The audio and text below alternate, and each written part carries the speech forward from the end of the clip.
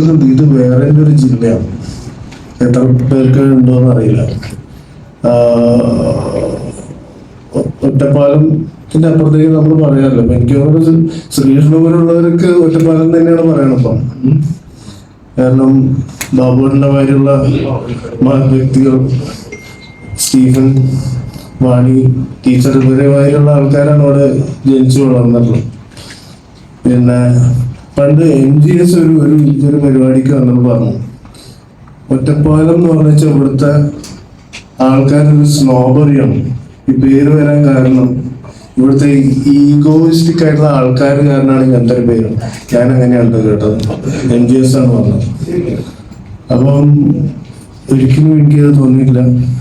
ഇത്രയ്ക്ക് open hearted ആയിട്ടുള്ള, എല്ലാവരെയും സ്നേഹിക്കാൻ മാത്രം കാരണം നമ്മൾ ഒറ്റപ്പാലംകാർ. എന്തൊരു അഭിമാനല്ലേ നമ്മൾ ഒറ്റപ്പാലംകാർ.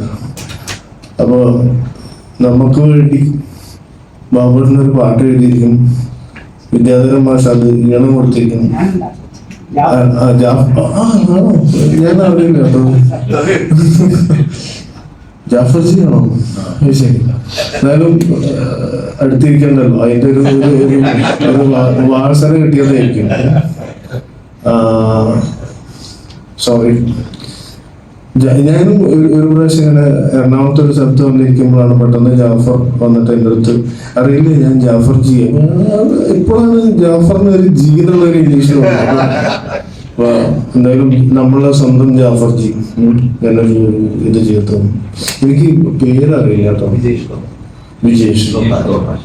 വിജേഷും വാണിയും കൂടിയും പാടിയ ഈ പാട്ട് നമുക്ക് ഇന്ന് കേൾക്കാൻ പറ്റിയായിരിക്കും അല്ലേ? അപ്പൊ വളരെയധികം സന്തോഷം. ഇനി ഷോർട്ട് ഫിലിം ചെയ്യാൻ പോകണമെന്ന് പറയുന്നുണ്ട്. അതില് എനിക്ക് എന്താണ് ചെയ്യേണ്ടതെന്ന് മാത്രം പറഞ്ഞാൽ മതി. എന്നെ കൊണ്ട് ചെയ്യാൻ പറ്റുന്ന ഞാൻ ചെയ്തു തരാം. ജാഫർ ജി ആയിരിക്കും ഡയറക്ഷനിൽ എനിക്കറിയാം. ബാക്കിയുള്ള എന്താ വേണ്ടിച്ചാൽ.